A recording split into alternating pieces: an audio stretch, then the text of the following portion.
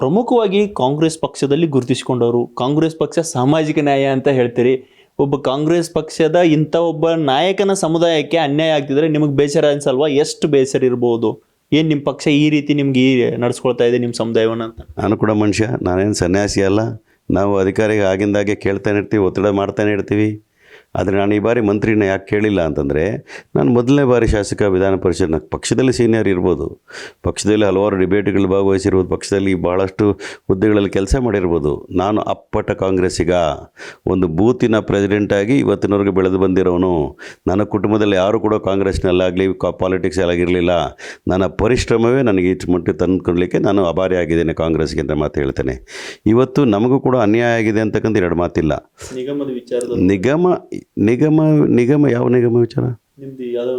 ಯಾದವ ನಿಗಮದ ಬಗ್ಗೆ ನಾನು MLC ಆದಾಗಿಂದ ಕೇಳಿದೆ. ಅದಕ್ಕೆ ಮುಂದಿರೋರು ಯಾಕೆ ಕೇಳಿಲ್ಲ ನನಗೆ ಗೊತ್ತಾಗಲಿಲ್ಲ. ಮುಂದಿರೋರು ಈ ಯಾದವ ಸಮುದಾಯ, ಗೊಲ್ಲ ಸಮುದಾಯಕ್ಕೆ ಕುಲಶಾಸ್ತ್ರ ಅಧ್ಯಯನ ಮಾಡಿಸಿರಲಿಲ್ಲ. ಈಗ ಅಲೆಮಾರಿಗಳು ಎಲ್ಲ 46 ಜಾತಿಗಳ ಬಗ್ಗೆ ಕುಲಶಾಸ್ತ್ರ ಅಧ್ಯಯನ ಮಾಡಲಿಕ್ಕೆ ಸರ್ಕಾರ ಆದೇಶ ಮಾಡಿದೆ ಅಂತ ಮಾಹಿತಿ ನನ್ನ ಹತ್ರ ಇದೆ. ಆದರೆ ವಿಶೇಷವಾಗಿ ಗೊಲ್ಲ ಸಮುದಾಯ ಬಗ್ಗೆ ಒಂದು ಕುಲಶಾಸ್ತ್ರ ಅಧ್ಯಯನ ಆಗಬೇಕಾಗ್ತದೆ. ಒಂದು ಪಾಯಿಂಟ್ ನಂಬರ್ 1 ಅದು. ಪಾಯಿಂಟ್ ನಂಬರ್ 2 ಅಲ್ಲಿ ಕಾಡುಗೊಲ್ಲರಿಗೆ ಈಗಾಗಲೇ ರೆಕಮೆಂಡ್ ಮಾಡಿರ್ತಕ್ಕಂತಹ, ರಾಜ್ಯ ಸರ್ಕಾರ 4 ಬಾರಿ ರೆಕಮೆಂಡ್ ಮಾಡಿರ್ತಕ್ಕಂತಹ ಎಸ್ ಟಿ ಕ್ಯಾಟಗರಿನ ಕೇಂದ್ರ ಸರ್ಕಾರ ಕೂಡಲೇ ಮಾಡಬೇಕು. ಅದರಲ್ಲಿ ರಾಜಕೀಯ ಮಾಡಬಾರದು, ಅದಕ್ಕೆ ಯಾರು ವಿರೋಧ ಮಾಡಬಾರ್ದು.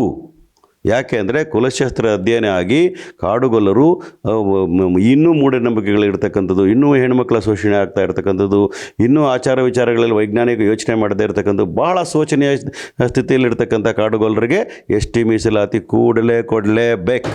ಇದನ್ನು ರಾಜಕೀಯ ಕಾರಣಕ್ಕೋಸ್ಕರ ಕೇಂದ್ರ ಸರ್ಕಾರ ಇಟ್ಕೋಬಾರ್ದು. ಇದರಲ್ಲಿ ಈಗಾಗಲೇ ಅದರ ಬೆನಿಫಿಟ್ ಪಡ್ಕೊಂಡಿರ್ತಕ್ಕಂಥ ಗೋವಿಂದ ಕಾರಜೋಳ ಇರ್ಬೋದು, ಸೋಮಣ್ಣ ಅವರು ಇರ್ಬೋದು, ಅವ್ರಿಗೆ ಗೊತ್ತಿದೆ ವಿತೌಟ್ ಕಾಡುಗೊಲ್ಲರು ನೀವು ಗೆಲ್ಲಕ್ಕೆ ಆಗ್ತಾ ಇರಲಿಲ್ಲ ಅಲ್ಲಿ ತುಮಕೂರು ಮತ್ತು ಚಿತ್ರದುರ್ಗದಲ್ಲಿ. ಆ ಋಣಕ್ಕಾದರೂ ನೀವು ನಮ್ಮ ಕೇಂದ್ರ ಸರ್ಕಾರದಲ್ಲಿ ನೀವು ಒತ್ತಾಯ ಮಾಡಬೇಕು, ಮಾಡಿಸ್ಕೊಡೋ ಕೆಲಸ ಮಾಡಬೇಕು. ನಾನು ಈಗಾಗಲೇ ಕೇಂದ್ರ ಸಚಿವರುಗಳೆಲ್ಲ ಭೇಟಿಯಾಗಿದ್ದೀನಿ, ಮಾಡ್ತೀನಿ ಅಂತಕ್ಕಂಥ ಮಾತನ್ನು ಕೊಟ್ಟಿದ್ದಾರೆ. ಅದು ಆಗಲೇಬೇಕು ಅಂತಕ್ಕಂಥದ್ದು ನನ್ನ ಆಗ್ರಹ. No, not as a Congress man, as a sympathiser of Kadugollas I will do it. ಯಾಕೆಂದರೆ ಅವರ ಪರವಾಗಿ ನಾನು ಮಾತು ಕೊಟ್ಟಿದ್ದೇನೆ, ಆ ಕೆಲಸ ಮಾಡಲೇಬೇಕು ಅನ್ನೋ ವಿಚಾರ ಹೇಳ್ತೀನಿ. ಅದು ಮಾಡದೇ ಇದ್ದರೆ ಉಗ್ರವಾದ ಹೋರಾಟ ಮಾಡಲಿಕ್ಕೆ ನಾಗರಾಜ್ ಹಿಂಜರಿಯೋದಿಲ್ಲ ಅನ್ನೋ ಮಾತನ್ನು ಹೇಳ್ತೇನೆ. ಈ ಕಡೆ ಬಂದಾಗ ಇಲ್ಲಿರ್ತಕ್ಕಂಥ ಉಪಜಾತಿಗಳು ಅವರು ಕೂಡ ಮನುಷ್ಯರಾಗಿ ಬದುಕಬೇಕು ಅಂದರೆ, ಅವರು ಕೂಡ ಮೇನ್ ಸ್ಟ್ರೀಮ್ ಬರಬೇಕು ಅನ್ನೋದ್ರೆ, ಅಲೆಮಾರಿಗಳ ಸ್ಥಿತಿಯಲ್ಲಿ ಇರ್ತಕ್ಕಂಥವ್ರು ಅವ್ರ ನಮ್ಮ ಮೇನ್ ಸ್ಟ್ರೀಮ್ ತರತಕ್ಕ ಕೆಲಸ ಆಗಬೇಕು. ಶೈಕ್ಷಣಿಕವಾಗಿ, ಸಾಮಾಜಿಕವಾಗಿ, ಆರ್ಥಿಕವಾಗಿ, ರಾಜಕೀಯವಾಗಿ ಮುಂದೆ ತರಲಿಕ್ಕೆ ಯಾದವರ ಪರವಾಗಿ ಧ್ವನಿ ಎತ್ತಬೇಕಾಗಿರೋದು ನಾನು ಹುಟ್ಟಿದಂತಹ ಸಮುದಾಯದಲ್ಲಿ ಹುಟ್ಟಿದ ಮೇಲೆ ಅದು ನನ್ನ ಕರ್ತವ್ಯ. ಆ ಕರ್ತವ್ಯವನ್ನು ಮಾಡೇ ಮಾಡ್ತೀನಿ. ನೋ ಪಾಲಿಟಿಕ್ಸ್ ಇನ್ ದಿಸ್ ಮ್ಯಾಟ್ರನ್ನು ಮಾತಾಡ್ತೀನಿ. ಯಾರ್ಯಾರು ಸಹಾಯ ಮಾಡ್ತಾರೆ ಅವರೆಲ್ಲರ ಸಹಾಯವನ್ನು ಪಡ್ಕೊಳ್ಳಿಕ್ಕೆ ನಾವು ರೆಡಿ ಇದ್ದೇವೆ ಅನ್ನೋ ಮಾತನ್ನು ಹೇಳ್ತೀವಿ. ಸರ್, ಈಗ ಉತ್ತರ ಕರ್ನಾಟಕ ಭಾಗದಲ್ಲಿ ಬೆಳಗಾವಿ ಜಿಲ್ಲೆಯಲ್ಲಿ ಪರ್ಟಿಕ್ಯುಲರ್ ಆಗಿ ನೋಡಬೇಕಾದ್ರೆ ಹಣಬರ ಸಮಾಜಕ್ಕೆ ಅನ್ಯಾಯ ಆಗ್ತಾ ಇದೆ ಅನ್ನೋ ಮಾತು, ಸಾಕಷ್ಟು ಜನರಿಗೆ ಅಲ್ಲಿ ತೊಂದರೆ ಆಗ್ತಾ ಇದೆ ಜಾತಿ ಪ್ರಮಾಣ ಪತ್ರದ ವಿಚಾರದಲ್ಲಿ. ನೋಡಿ, ಹಣಬರ ಸಮುದಾಯ ಅಂತಕ್ಕಂಥ ಬಹಳ ಪುರಾತನ ಕಾಲದಿಂದನೂ ಕೂಡ ಹಣಬರ ಜಾತಿ ಎಕ್ಸಿಸ್ಟೆನ್ಸ್ ಇರ್ತಕ್ಕಂಥದ್ದು. ಅವರು ಪಶುಪಾಲಕರು ಮತ್ತು ಬೆಳಗಾವಿ ಜಿಲ್ಲೆ ಮತ್ತು ಉತ್ತರ ಕರ್ನಾಟಕದಲ್ಲಿ ಹಲವಾರು ತಾಲೂಕುಗಳಲ್ಲಿ ಅವರು ಬಹಳ ನಿರ್ಣಾಯಕ ಪಾತ್ರ ವಹಿಸ್ಕೊಳ್ತಕ್ಕಂಥ ಜನ ಇದ್ದಾರಲ್ಲಿ. ಅಂಥ ಒಂದು ಸಂದರ್ಭದಲ್ಲಿ ಅವ್ರಿಗೆ ರಾಜಕೀಯ ಶಕ್ತಿನೂ ಇದುವರೆಗೂ ನೀಡಲಿಲ್ಲ ಸರಿಯಾಗಿ. ಆಮೇಲೆ ಅವ್ರಿಗೆ ಪಶುಪಾಲನೆ ಮಾಡ್ತಾ ಇರ್ತಕ್ಕಂಥವ್ರಿಗೆ ಅವ್ರಿಗೆ ಒಂದೇ ಒಳ್ಳೆಯ ನಿಗಮವನ್ನು ಕೊಡಲಿಲ್ಲ ಅವ್ರಿಗೆ. ಮತ್ತು ಅವ್ರನ್ನ ಅಲೆಮಾರಿಯಲ್ಲೂ ಕೂಡ ಇಟ್ಟಿಲ್ಲ ಅದನ್ನು. ಇವರಿಗೆ ತುಂಬ ಅನ್ಯಾಯ ಆಗಿರ್ತಕ್ಕಂಥದ್ದು. ಸಾಮಾಜಿಕ ನ್ಯಾಯದಲ್ಲಿ ಬಹಳ ಅನ್ಯಾಯವಾಗಿರೋ ಯಾವುದೋ ಸಮುದಾಯ ಇದ್ದರೆ ಅದು ಹಣಬರ ಸಮುದಾಯ. ನಾನು ಬೆಳಗಾವಿ ಹಳೆಯಾಗಿ ನಾನು ಖುದ್ದಾಗಿ ನೋಡಿರ್ತಕ್ಕಂಥದ್ದು ಬಹಳ ಸಾಮಾಜಿಕವಾಗಿ, ಶೈಕ್ಷಣಿಕವಾಗಿ, ಆರ್ಥಿಕವಾಗಿ ತುಂಬ ಬಡತನದಲ್ಲಿರ್ತಕ್ಕಂಥ ಯಾವುದಾದ್ರೂ ಸಮುದಾಯ ಗೊಲ್ಲ ಸಮುದಾಯದಲ್ಲಿದ್ದರೆ ಅದು ಹಣಬರ ಸಮುದಾಯ. ಮತ್ತು ಒಂದು ನೀವು ಖಾನಾಪುರದಲ್ಲಿ ಒಂದ್ಸಲಿ ನೀವು ಇತಿಹಾಸ ನೋಡಿದಾಗ ಕಾಡು ಅಂಚಿನಲ್ಲಿ ವಾಸ ಮಾಡ್ತಕ್ಕಂಥ ಜನ ಇದ್ದಾರೆ. ಒಂದು ಹೆಣ್ಣುಮಗಳು ಬಯಲು ದೆಸೆಗೆ ಹೋದಾಗ ನೈಟಲ್ಲಿ ಬೆಳಗ್ಗೆ ಹೊತ್ತಲ್ಲಿ ಇದು ಒಂದು ಹುಲಿ ಬಂದು ತಗೊಂಡೋಗ್ಬಿಟ್ಟಿತ್ತು ನಮ್ಮ ಒಂದು ಹಣಬರ ಹೆಣ್ಣುಮಗಳನ್ನ. ಅಂದರೆ ಕಾಡಂಚಲಿ ವಾಸ ಮಾಡ್ತಕ್ಕಂಥ ಬುಡಕಟ್ಟು ಜನಾಂಗ ಯಾರು ಇದ್ದರೆ ನಮ್ಮ ಹಣಬರ ಸಮುದಾಯ. ಅವರು ಪಶುಪಾಲಕರು, ಕುರಿಗಳು ಸಾಕ್ತಾರೆ, ಮೇಕೆಗಳು ಸಾಕ್ತಾರೆ. ತುಂಬ ಬಡತನದಲ್ಲಿರ್ತಕ್ಕಂಥವ್ರು, ಶೈಕ್ಷಣಿಕವಾಗಿ ತುಂಬ ಹಿಂದುಳಿದಿರ್ತಕ್ಕಂಥವ್ರು, ಆರ್ಥಿಕವಾಗಂತೂ ತುಂಬ ಹಿಡಿದಿರ್ತಾರೆ. ರಾಜಕೀಯಕ್ಕಂತೂ ಅವ್ರ ವಿಚಾರಣೆ ಗೊತ್ತಿಲ್ಲದೆ ಇರತಕ್ಕಂಥವ್ರು, ಅವಕಾಶಗಳೇ ಸಿಗದೆ ಇರತಕ್ಕಂಥವ್ರು. ಆಮೇಲೆ ಇನ್ನೊಂದೇನೆಂದರೆ ಅವ್ರ ಮೀಸಲಾತಿ ಎಲ್ಲಿಂದ ವಂಚಿತರಾಗಿರ್ತಕ್ಕಂಥವ್ರು. ಹಾಗಾಗಿ ಅದನ್ನು ಕೂಡ ನನಗೆ ಮೊನ್ನೆ ವಿಧಾನ ಪರಿಷತ್ತಲ್ಲಿ ಕೇಳಿದ್ದೀನಿ. ಅವರು ಗೊಲ್ಲ ಸಮುದಾಯದಲ್ಲಿ ಬರ್ತಕ್ಕಂಥ ಉಪಜಾತಿ ಆಗಿರೋದ್ರಿಂದ ಅವ್ರಿಗೆ ಇದರೂ ಕೂಡ ಅವ್ರ ಗೊಲ್ಲ ಸರ್ಟಿಫಿಕೇಟ್ ಇಲ್ಲ ಅಂತೇಳಿ ಅಲಮಾರಿ ಫೆಸಿಲಿಟಿಗಳು ಸಿಕ್ಕಲಿಲ್ಲ ಅವ್ರಿಗೆ.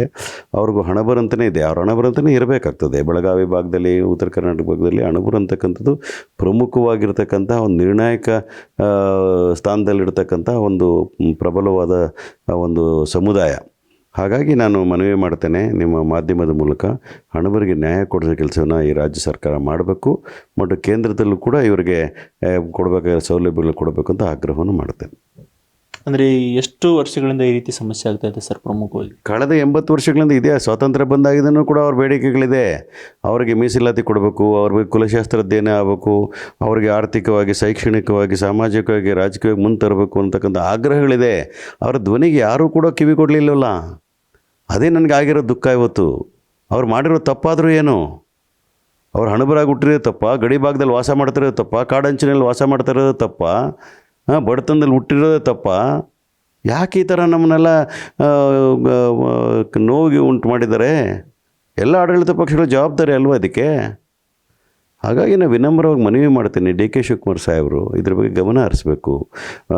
ಕಾಡಂಚಿನಲ್ಲಿ ವಾರ್ಚ ಮಾಡ್ತಕ್ಕಂಥವ್ರು ನಿಜವಾದ ಟ್ರೈಬಲ್ಸ್ ಅವರಲ್ಲ. ಅವ್ರಿಗೆಲ್ಲ ಕುಲಶಾಸ್ತ್ರ ಅಧ್ಯಯನ ನಡೀಬೇಕು, ಅವ್ರಿಗೊಂದು ಮೀಸಲಾತಿ ಸೌಲಭ್ಯಗಳು ಕೊಡಬೇಕು. ಕ್ಯಾಟಗರಿ 1ನಲ್ಲಿ ಬರ್ತಕ್ಕಂಥ ಇವೆಲ್ಲ ಸಮುದಾಯಗಳಿಗೆ 4% ಇರ್ತಕ್ಕ ಮೀಸಲಾತಿನ ನೀವು 8% ಮಾಡಬೇಕಾಗ್ತದೆ. ಅದಕ್ಕಾಗಿ ನೀವು ಸೂಕ್ತವಾದ ಕ್ರಮಗಳನ್ನು ಕೈಗೊಳ್ಳಬೇಕು ಅನ್ನೋ ಮನವಿಯನ್ನು ಮಾಡ್ತಾಯಿದ್ದೀನಿ. ಸೊ ಇವಿಷ್ಟು ನಾಗರಾಜ್ ಯಾದವ್ ಅವರ ಮಾತುಗಳು. ಸಮುದಾಯಕ್ಕೆ ನ್ಯಾಯ ಕೊಡಬೇಕು, ಸಾಮಾಜಿಕ ನ್ಯಾಯದ ಪರವಾಗಿ ಕಾಂಗ್ರೆಸ್ ಪಕ್ಷ ಇದೆ ಅಂತ ಹೇಳೋದಷ್ಟೇ ಅಲ್ಲ, ಅದಕ್ಕೆ ತಕ್ಕಂತೆ ನಡೆದುಕೊಳ್ಬೇಕು ಅನ್ನೋ ಮಾತುಗಳನ್ನು ಹೇಳ್ತಾ ಇರುವಂಥದ್ದು. ವಿಡಿಯೋ ಜರ್ನಲಿಸ್ಟ್ ಮಂಜುನಾಥ್ ಜೊತೆ ಪ್ರಹ್ಲಾದ್, ಪ್ರತಿಧ್ವನಿ ನ್ಯೂಸ್, ಬೆಂಗಳೂರು. ಹೆಚ್ಚಿನ ವಿಡಿಯೋಗಳಿಗೆ ಪ್ರತಿಧ್ವನಿ ಯೂಟ್ಯೂಬ್ ಚಾನೆಲ್ ಸಬ್ಸ್ಕ್ರೈಬ್ ಮಾಡಿ, ಬೆಲ್ ಐಕಾನ್ ಕ್ಲಿಕ್ ಮಾಡಿ.